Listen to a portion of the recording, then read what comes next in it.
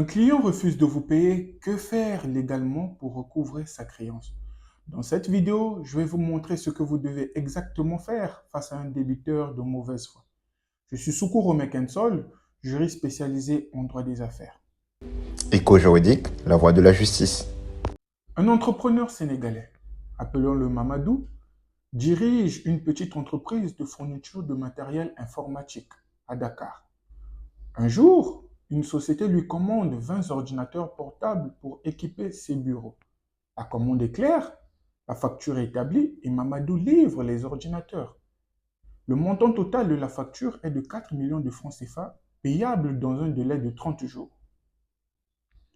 Les 30 jours passent, aucun paiement.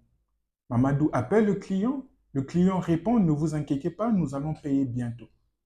Une semaine passe, puis deux, puis un mois, toujours rien.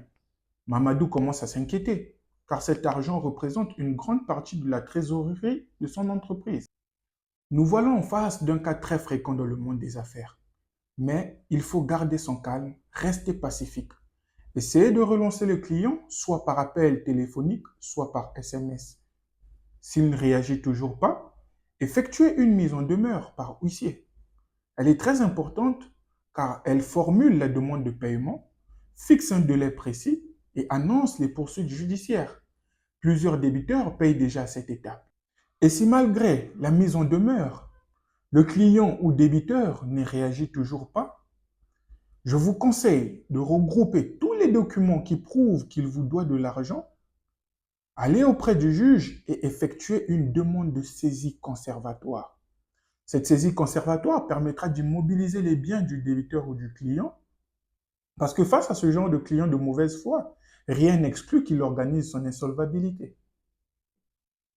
Une fois la saisie conservatoire effectuée, engagez une procédure d'injonction de payer. Procédure prévue par l'acte uniforme portant organisation des procédures simplifiées de recouvrement et voies d'exécution. Procédure issue de laquelle le tribunal peut ordonner au client ou au débiteur de payer. Après que le juge ait rendu l'ordonnance d'injonction de payer, il faut le signifier au client ou débiteur. Alors là, trois cas peuvent survenir.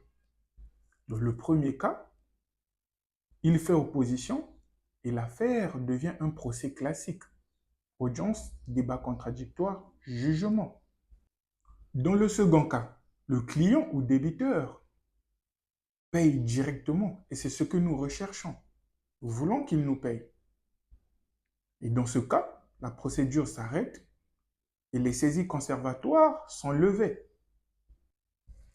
Pour le troisième et dernier cas, le client ou débiteur ne paye pas et ne fait pas opposition.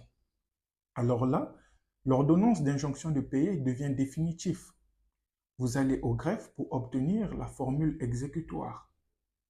Alors, bien que vous soyez en possession du titre exécutoire, il se peut que le client paye à la dernière minute, bien que ce soit tardivement. Mais s'il ne paye toujours pas, on passe à l'exécution forcée. Vous vous rapprochez de l'huissier afin de convertir les saisies conservatoires en saisies-ventes pour les biens matériels et en saisies-attribution en ce qui concerne les sommes d'argent. Ensemble, toutes ces saisies permettront de vous payer votre argent. Nous voilà à la fin de notre vidéo. Laissez un pouce bleu et un commentaire. N'oubliez pas de cliquer sur la cloche de notification afin de ne rater aucune de nos prochaines vidéos. Merci.